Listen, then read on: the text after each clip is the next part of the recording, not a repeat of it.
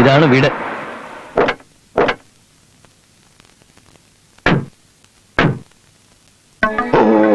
വാ വാ. നാരായണകുട്ടി ഓടി വാടാ. നാരായണകുട്ടി ആകെ പ്രശ്നമായടാ. അമേരിക്കന്നോ ഇംഗ്ലണ്ടിൽ ഒരു സേതുവാസവനെ കൊണ്ട് ഗോവിന്ദ കുട്ടി മായ പെണ്ണ് കാണാൻ വരുന്നു. കുടുങ്ങി നമ്മൾ കുടുങ്ങി. എന്റെ ഈശ്വര ഇപ്പൊ എന്താ ചെയ്യാ? നിങ്ങൾ എന്തെങ്കിലും ചെയ്യ, എനിക്കൊന്നും അറിയാൻ മേല. അയ്യോ, ഞാൻ എവിടെങ്കിലും പോയി ഒളിക്കാൻ പോവാ.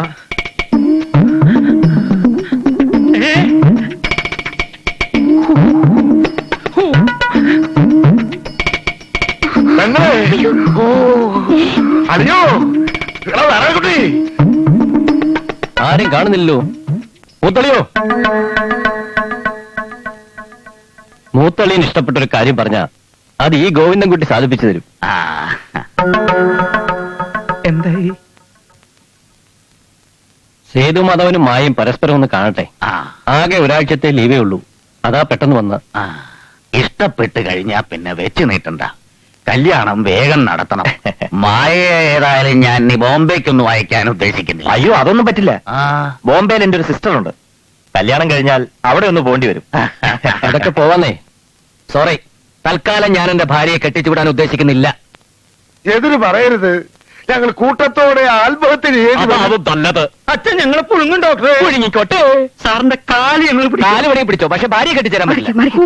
വെറുതെ അവിടം വരെ വന്ന ഇംഗ്ലണ്ടുകാരനെ ഒന്ന് കണ്ടാ മതി സഹോദര. എന്നാ പിന്നെ നിങ്ങൾക്ക് പോയിന്ന് കണ്ടൂടെ സഹോദരി? അയാൾക്ക് ഇഷ്ടപ്പെട്ടു എന്ന് വെച്ചാൽ ഇവിടുന്ന് രക്ഷപ്പെടാലോ. ഞങ്ങൾ എന്ത് വേണമെങ്കിലും തരാം. ഈ ഒരു സഹായം കൂടി ഡോക്ടറെ ഞങ്ങൾക്ക് ചെയ്തു തരാം. ഇല്ലെങ്കിൽ ഞാൻ ഈ പിടി വിടും. സഹോദരി ആവോ ആവോ, കാല് പിടിക്കാൻ സഹോദരി ആവോ.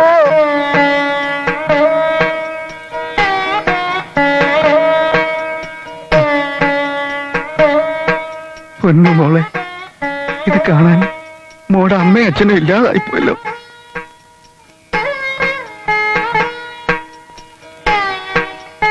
ചെല്ല് മോള് ചെല്ല്.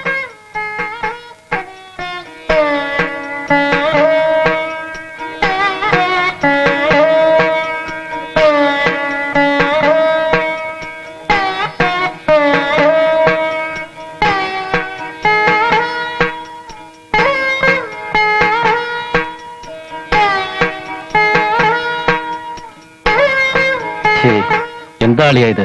ഇതൊക്കെ കണ്ടുകൊണ്ട് ചിന്നമ്മൂന്റെ ആത്മാവ് സന്തോഷിക്കുന്നുണ്ടാവില്ലേ? ആത്മാവല്ല, ഇതൊക്കെ കണ്ടോണ്ട് പുറത്തൊരു ഡോക്ടർ വന്ന് കയറും പൊട്ടിച്ച് നിൽക്കുന്നുണ്ട്. അയാൾ അങ്ങനെ ഇങ്ങോട്ട് കയറി വരുമെന്ന് എന്റെ പേടി. അവിടെ എന്താ നടക്കണേ?